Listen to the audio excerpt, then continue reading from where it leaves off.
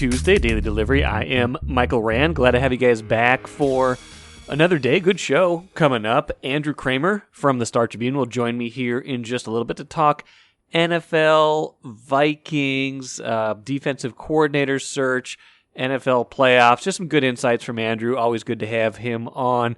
He is a regular during the NFL season, does the film review. Didn't ask him to break down any film this time, but did ask him a bunch of questions and got into some hypotheticals on Kirk Cousins and other things of that nature. So hopefully you enjoy that conversation here in just a little bit. It led me down a dark path, though. A little upset with Andrew. He didn't tell me that there are all sorts of goodies on that Spotrac site he was talking about. I've been on there plenty of times, but these are some new features that allow you to play around with the team's salary cap by cutting, restructuring, things like that. So I had some fun with that, and I will share that with you here in just a little bit. Got some good stuff at the end of the show too. Some required reading if you want to understand this impending Diamond Sports, Bally Sports North impacted bankruptcy that's coming. Fangraphs, a really good piece. I'll get into that in a little bit. First, though, what did I miss? Let's talk Timberwolves and Wild at the jump. Wolves played on Monday night, a real chance for them to kind of not take control. Nobody's going to take control in the West for a long time. This thing's going to be tight down the stretch with so many teams bunched together between 4 and 12, really 4 and 13 in this West. And a bunch of these teams are going to miss the playoffs, and a bunch of them are going to miss the play-in even, but some of them are going to make it. And the Wolves had a chance. They'd been on a nice little run, 3 in a row against 3 good teams in the West. They'd beaten Memphis, they'd beaten New Orleans, and they'd beaten Sacramento. Now this is the rematch against Sacramento, the second one of those staggered back-to-backs, Saturday and Monday. Saturday they looked awfully good. Monday I didn't think, I don't want to panic every time they lose. They lost this game in overtime, but there were a couple of things that were troubling in the game. One of them, obviously, was that some of the things that haven't gone well for them this year that seemed like they were starting to get cleaned up came up at inopportune times. Chris Finch, actually head coach of the Wolves, addressed that after the game. Let's play that clip really quick here. I thought some old habits bit us in the tonight with the turnovers, the rebounds, of course, the free throw rebound we just talked about. We get up 10 and then we get loose with the ball, careless. We start the fourth with a crummy turnover, and just every time we were able to build momentum, I thought we shot ourselves in the foot with turnovers or bad shots. So. Now, did I pull that out just so I could use the beat button again? Maybe a little bit, but it was also illustrative of. He was absolutely correct. It was the turnovers, it was the bad shot selection, it was the sloppy play, and it was the rebounding when they needed it most. That sequence towards the end where De'Aaron Fox, Kings were down 3 with 2 minutes left. He makes the first free throw, misses the second, but they get the tap out, rebound. Fox hits a 3. Suddenly, Sacramento's got a 4-point possession. They take the lead, and the Wolves did manage to tie the game. Jaden McDaniels' 3-pointer got them to overtime, but they didn't have much going in overtime, and that was the second troubling thing. Rudy Gobert was on the floor in overtime. He had a good game. I'm not saying he didn't have a good game. He was a plus in the game. He was double-double. He was good a lot of the game. But because Domantas Sabonis fouled out late in that game, Sacramento went to basically a centerless lineup in overtime, spread the Wolves out, tried to drive and kick, shoot threes. Rudy Gobert was on the court for that, and that is not Rudy Gobert's game. Sacramento made a bunch of threes, had some dunks in there too, just too easy in overtime with Rudy Gobert on the court trying to defend a bunch of shooters out there. That's just not his game. He's not a good chaser. That's not good for him, and that is a problem because in the playoffs at some point a team is going to do that to you. You can play Rudy Gobert off the floor to a certain degree, or you suffer the consequences. The Wolves tried to keep him on the floor, did not work in this game, costs them in overtime. Finch said, maybe that's on me. Got to look at different lineup combinations. Gobert, I'm sure, wants to be on the floor, thinks he can do better, said we got to look at the film. I think some players probably a little bit unhappy with everything that transpired. Anthony Edwards walking off without taking questions, a rarity for Ant. He is one of the more loquacious players on the team, always good with the media, it seems, this year. But in this game said, "I'm going to say the wrong thing tonight," as he left the locker room, declining to take questions, reading from Chris Hines' game story. So no Ant after the game to talk about that. That was interesting to me. Some frustrations for the Wolves. I'm glad they're frustrated. It was a frustrating game to watch to a certain degree. Like again said, though, I don't want to panic every time they lose. Sacramento's a good team. They're above them in the standings. They're a surprise team this year, and they're playing quite well. I don't think either team played great, but I think they both played pretty hard. Sometimes you're going to lose a game like that. Now, can they avoid making this a habit? That is the question going forward, because, like I said, this is very narrow, and this is where we get into some Wolves and Wild talk. Wolves about a coin flip right now to make the playoffs, looking at the playoff probabilities on Basketball Reference, like I like to do from time to time. About 46% to make the playoffs. Much better shot at making at least the play-in, which is the top 10. They've got about a 70% chance of doing that. That sounds about right. Like I said, so many teams bunched together. I think the Wolves fell from like 5th or 6th to 9th just from losing this one game. That's how much these games are impacted in the standings, so that will be something to watch going forward. The Wild, according to Hockey Reference, an 80% chance right now of making the postseason. So that feels like, if you've been watching these two teams, if you follow them reasonably closely and they feel like they're having somewhat parallel seasons where they're both kind of up, kind of down, kind of all around, the Wild, much better chance of being in the top 8 than the Wolves right now. Wild, of course, on an extended break here with the All-Star game coming up this weekend, but the Wild looking to be in pretty good position heading into the second half of the season. We'll see where the Wolves wind up. We'll see where the Wild wind up at the end of the year. I think they're both going to be pretty interesting down the stretch, but we'll see particularly if the Wolves can solve some of these problems that have been plaguing them all season long and that they seemed to start to be figuring out. And again, just one game, not an entire game problem, but came up at the wrong times in this game and cost them against Sacramento. Take a playcation to Mystic Lake. With 24/7 gaming, the good times never have to end. And you can satisfy your cravings at our restaurants and bars. Or relax in one of our luxurious hotel rooms. Those that play together, stay together. And don't forget to join Club M so you can spark new memories and bask in the rewards along the way. Follow the lights to Mystic Lake, where every day is play day.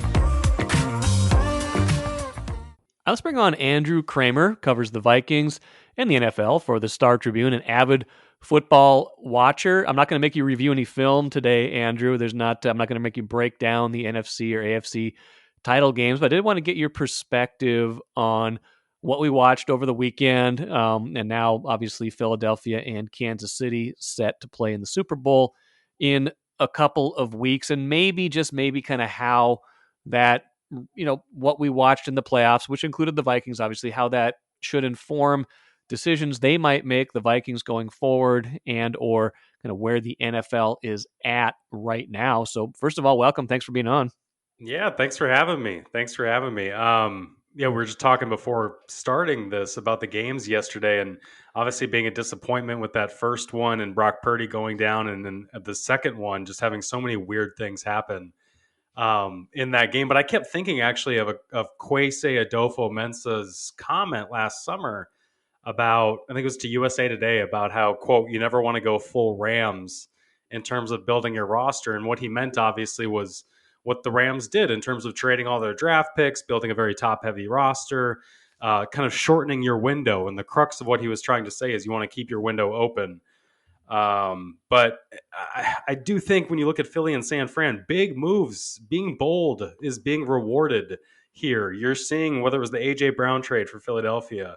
Hassan Reddick was one of the top free agent signings last offseason. He made a huge impact in that game. San Francisco trading for Christian McCaffrey, having huge free agency signings, and Trent Williams a couple years ago, and Charvarius Ward was one of the top corners last year in the market on free agency. So big swings are rewarded in building and kind of rounding out the holes of your roster. And you're seeing that with just deep teams. I mean, I think, Mike, we watched that all year. San Fran and Philly were clearly the two best in the NFC, almost from start to finish. Yeah, and what's interesting about those two teams, I wrote about this a little bit on Monday, is both of them obviously very deep, talented rosters, but obviously both of them too can construct their rosters in a certain way because they are planning on having cheap quarterback play for at least the relative near term. You've got Jalen Hurts now. This is year 3 for him, if I'm not mistaken. So you've got him pretty well cost controlled for another year next season. Now he's not a first round pick, so he's not got that 5th-year option, and eventually he's going to get paid. And the 49ers obviously have been planning for an eventual day when Jimmy Garoppolo is not on the roster. And, even though he counted about 12 or 13 million on their cap this season, they've kind of got two, reasonably priced options right now in Trey Lance and Brock Purdy going forward. I'm assuming that's what they're going to be looking at next year, where if you're spending, less than $10 million on your quarterback, and in some cases the Eagles like $1.5 million this year, and even if you're the Bengals, who has an exceptional quarterback who's still on that rookie deal in Joe Burrow, you're seeing a lot of the same kind of common themes in how you're able to build your roster when you aren't paying your quarterback all that much yet. And again, I'm not going to draw too many parallels to the Vikings at this point. We'll get to that at a certain point, but you do see the depth that those teams are able to build when they are, paying their quarterbacks on those rookie deals. Yeah, and the highest paid player on the Niners and the Eagles in terms of just cap hit for this year, for each of them, were guys that were acquired from outside the organization. It's Trent Williams for San Francisco. It's Darius Slay for Philadelphia. Darius Slay was traded from Detroit 2 or 3 years ago. And so, to your point, they are able to build these kind of mercenaries around these younger, cheaper quarterbacks. And that allows you that freedom that you can really only overcome it when the only quarterback playing this weekend on a veteran contract is the greatest to play right now in Patrick Mahomes. You need to be a Joe Burrow, Patrick Mahomes to just kind of drag your team along, even though they're not going to be as good around you. And the Vikings see that all the time. And as we go into an offseason again of talking about Kirk Cousins, do they pay him? Do they extend him? What do they do with him in his future? That's all framing the context of this conversation, because the Vikings have to pay Justin Jefferson, as we talk about, and they have so many other talented players, Pro Bowl players, that they need to make huge decisions on coming up. Well, and this, was mindful of, I think it was the 2018 scouting combine, so almost 5 years ago, when the Vikings were trying to decide what to do about quarterback, and Mike Zimmer was saying, I don't want to talk about windows, I want to talk about wide open spaces. Didn't he say something to that effect? That was obviously, thinking of the context of everything that happened in his tenure and just how devastating the chain of events that came from Teddy Bridgewater getting hurt in the middle of his rookie contract and them suddenly having to spend more at that position, and it eventually became more and more kind of a shift in philosophy. And again, like you said, if you're paying Patrick Mahomes that kind of money and he plays the way he played, even on a sprained ankle, it's worth it. But it's just an interesting exercise in roster building, and I think we see it time and time again. Like the way teams generally win these days is either with cheap quarterbacks, elite quarterbacks, or some combination of both if you happen to be lucky to have them at the same time. It's also pass rush. I couldn't. Good point. I mean, I couldn't believe how much of a struggle that Joe Burrow had and just getting the ball out. It felt like every completion Cincinnati made was just getting it out just on a hair out of the pocket, because Burrow's getting crushed behind 3 backup offensive linemen. And then Philadelphia we talked about this on Access Vikings. They can just send wave after wave of guys. I mean, when Robert Quinn, Ndamukong Suh, admittedly, in the twilight of their career, but still very talented in their roles, are coming off the bench for a team like that. They are a very talented, deep pass rush team that we saw. That's when the Vikings defense could really only make its impact on games, was when it could force the issue on the quarterback, get that pressure, force those turnovers, as they did so frequently in their wins. But they just didn't have the depth that these other teams do. San Francisco, too, to their credit. Jalen Hurts, I didn't think played that well in that game. And San Francisco got after him, played very great defense, as they always do. And it just goes to show you that the kind of depth and talent defensively can really carry you, no matter if it's Josh Johnson or Brock Purdy. Yeah, and I felt like even though Philadelphia's path ended up being amazingly easy when with the injuries to the 49ers quarterbacks, I did think that maybe we saw enough along the way that they were, in fact, the best team in the NFC. I think they probably, in a healthy, if everybody's healthy, I think Philadelphia is still probably a better team than the 49ers. What do you think? I do too. I think right now with the the dynamic ability, I should say, of Jalen Hurts, his ability to run, that just carries and makes people pause. Was it Tony Romo? No, who did the early game for the broadcast? Was it I think Greg it was Greg Olsen? Olsen, yeah. Greg Olsen did a good job of pointing out how every time the linebackers for San Francisco would have to freeze, and how it makes 4 or 5 linebackers run 4 sevens because you have to sit there and pause and wait for the quarterback on whether or not he's going to hand off. Is he going to keep it? You don't have to worry about that with Brock Purdy. You don't have to worry about that with Kirk Cousins. Those kinds of quarterbacks that have that running ability add that dynamic. It's why the Niners drafted Trey Lance at number 3 overall. They want him to be that kind of guy like Jalen Hurts.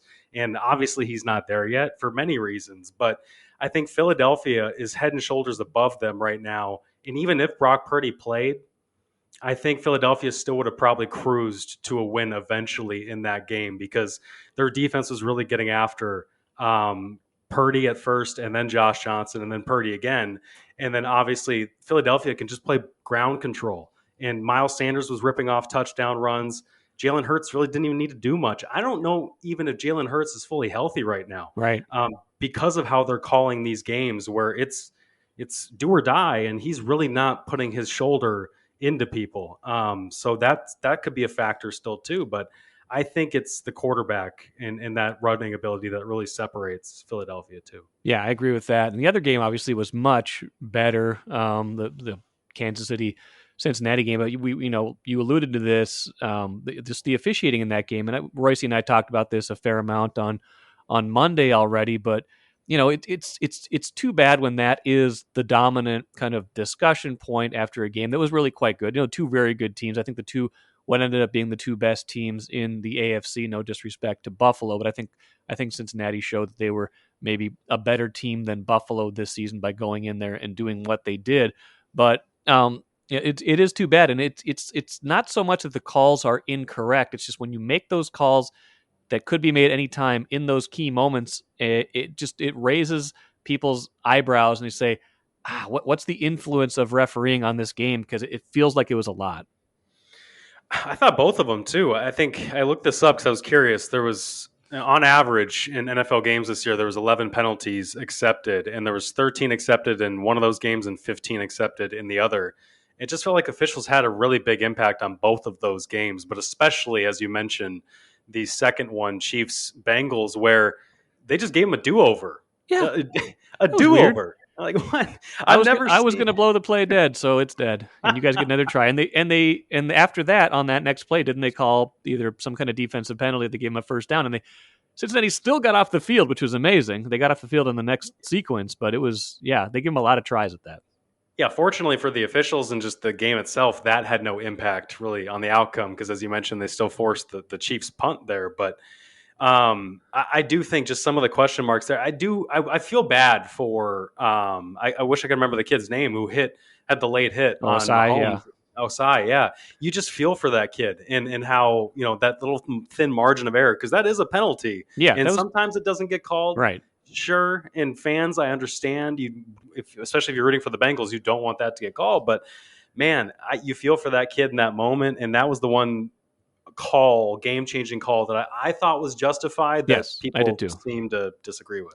I didn't have a problem with that call per se. I mean, I would have lived with it if they didn't call it because they didn't want that to be the outcome decider. Because obviously, it changed what would have been a 60-yard field goal attempt, or they had 8 seconds left, so they probably would have tried one more kind of pass play to get into field goal range, and it still would have been possible. But obviously, when you give them 15 yards and take a 60 to a 45, that turns a very unlikely field goal into a very possible field goal, especially in those temperatures.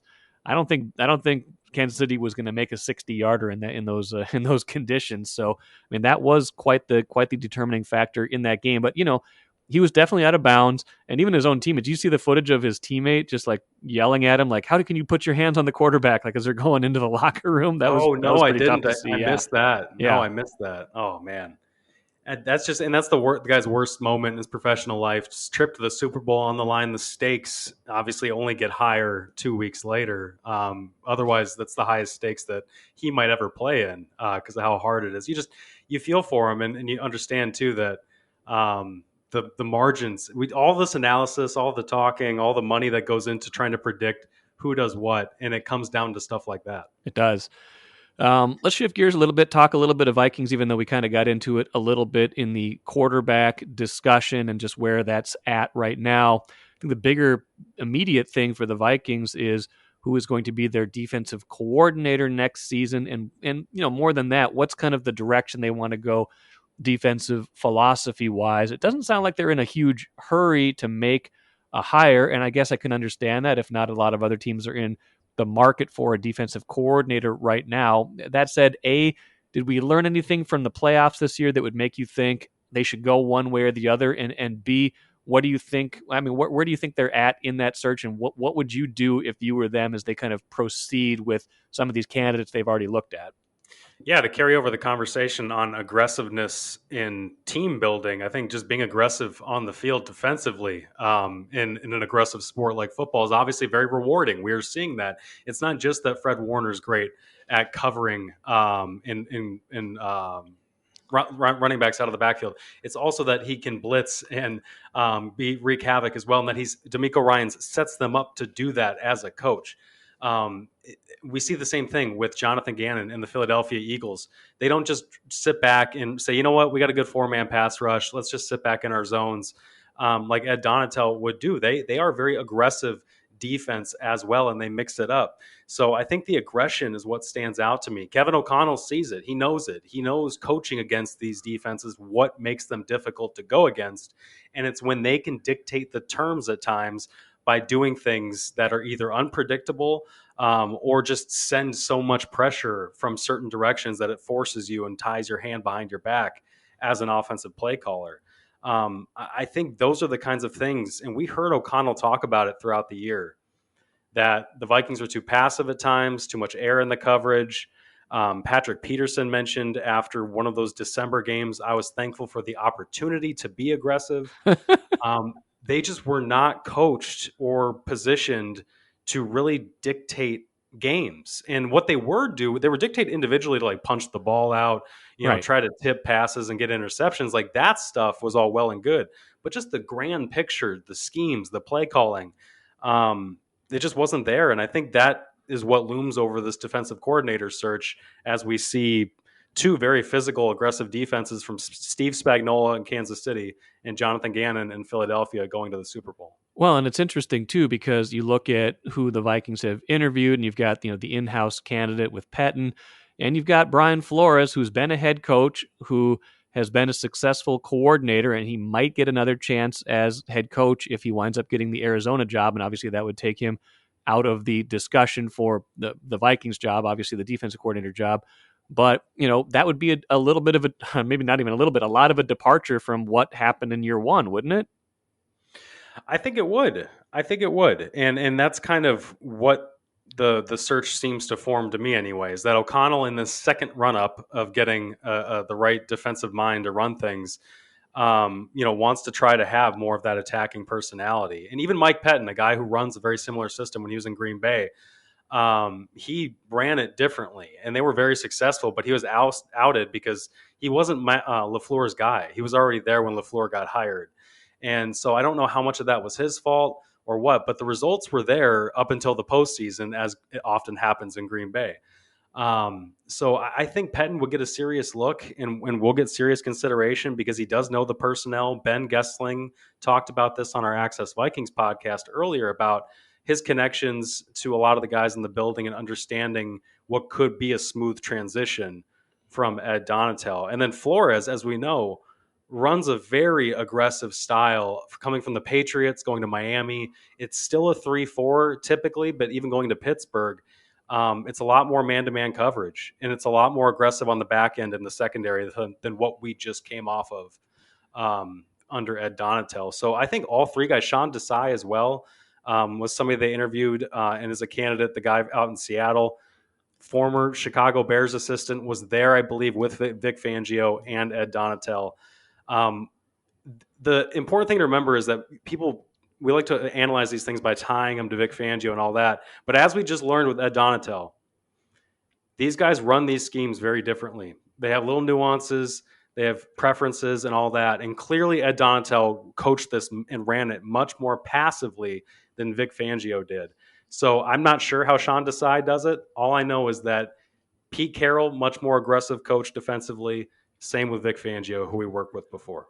All I know is that it couldn't be much more passive than how Ed Donatel ran it. But, some of that, though, maybe we'll leave with this thought. Some of that, though, was probably dictated by personnel, and we can't put that all on Ed Donatel. So, obviously, defensive coordinator is probably the next big thing on the Vikings agenda. But as you think about their February to-do list, we've got meetings, combine coming up. What's their process right now? What should they be thinking about or looking at as they try to get better for the upcoming months and make some roster decisions here?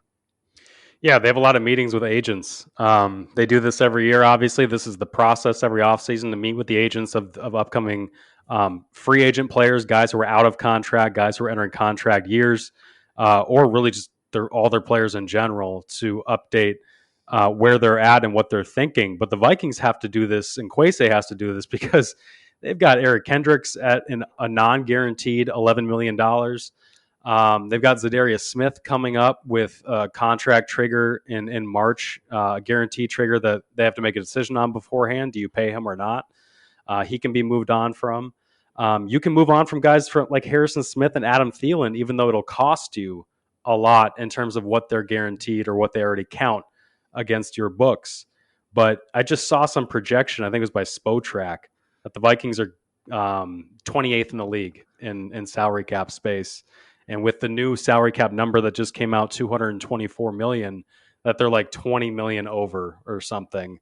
So they've got a lot of decisions to make. And that is what needs to happen. Those dominoes need to fall before they decide how they add in free agency in March. Got to subtract before you add, got to walk before you run. Well, we'll see how it all shakes out. I mean, I've said this before. It feels like the 13-4 season might complicate those decisions a little bit.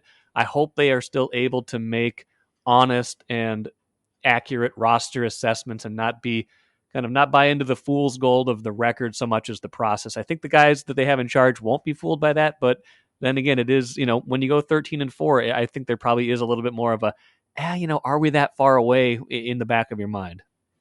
That's true. But this team, we constantly hear it behind the scenes. They say it at the podium as much as they do in the locker room about trusting the process over the results and all this. And I think a case study, an interesting one for that, will be how they treat Kirk Cousins' deal coming up here as he enters that last year of his contract. I agree. Good stuff as usual, Andrew. We'll talk to you again soon. Sounds good. Thanks, Mike. Good stuff from Andrew, like I said, but like I also said at the jump, he did not tell me that Spotrac had these wonderful new features about cutting players, restructuring players. I got on there, played around.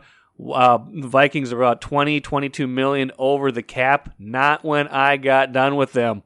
I went through. I released Adam Thielen. That saved about $6 million. Let's see, what else did I do? I restructured Harrison Smith. That saved about $9 million. Sorry, Harrison Smith is on the books now until 2026, but you know what? That's fine. We'll deal with that. What else did we do? We cut Dalvin Cook. That saved about $8 million. What else did we do? We cut Eric Kendricks. We cut Jordan Hicks. And we cut C.J. Ham. Sorry, C.J. Ham. Got to do it. I don't know what more they have, what use they really have for a fullback on this roster. So add that all up. Suddenly the Vikings have $31 million in cap space in my world. They're also missing a lot of players who were pretty good for them in recent years. But maybe that's what they're going to have to do. Something's going to have to be pretty stark. We cut Zadarius Smith too. That was an easy one. Thank you for your contributions. That saved $13 million. That was the biggest one of all.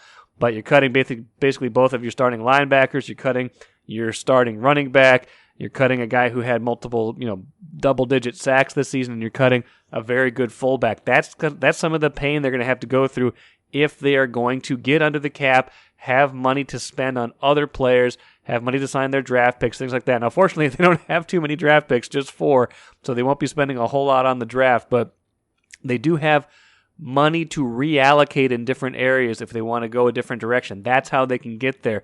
These tough decisions. Did not do a single thing with Kirk Cousins and his $36 million cap hit. Wasn't much you could do with that, according to this. Didn't let me do a restructure, didn't let me do anything. You could release him, but that wouldn't do anything at all. Actually, that would hurt the cap if you released him, because it would cost you $12 million more on your cap to release Kirk Cousins than it does to do anything else. So there you have it. I did not release Kirk Cousins. We're keeping Kirk Cousins. We're doing all that stuff, but it's just an interesting offseason. A lot of hard choices for the Vikings. A fun tool on Spotrac.com, SPOTRAC.com. If you want to play around with the 2023 Vikings, get them under the cap, see where they can go. You can sign free agents. I didn't do that yet, but there is a way to see how this might all shake out and see what the possible options are. And maybe Andrew and I, next time he's on, can have a little bit more fun with that. Let's finish with the cooler.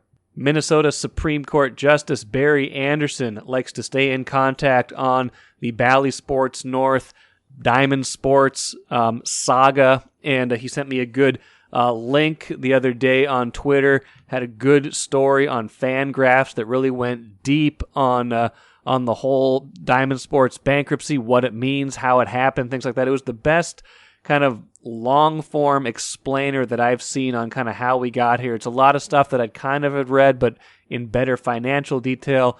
Talked about potential impact on baseball teams, kind of looking at teams that signed deals maybe fairly recently that could be harmed more than teams that are maybe having their rights come up, and that's the Twins right now. They're in a better boat than a lot of teams because their deal with Bally Sports North is up after 2023, so they just have one more year of this. This piece sounded pretty optimistic that everybody, at least in the short term, could be okay. I don't think the Twins are going to suffer too much this year. You would think that there's going to be some incentive to keep these games on the air, to keep the cash flowing in, at least temporarily, to make sure everybody is happy until something new gets worked out, but we will see. But go find that on Fangraphs. That was a really good piece, and thank you to Barry Anderson for sending that to me. That'll do it for today. Good stuff coming up on Wednesday. Planning to have Star Tribune columnist Chip Scoggins on to talk about all sorts of stuff. Until then, enjoy the rest of your Tuesday. I'm Michael Rand. Talk to you then.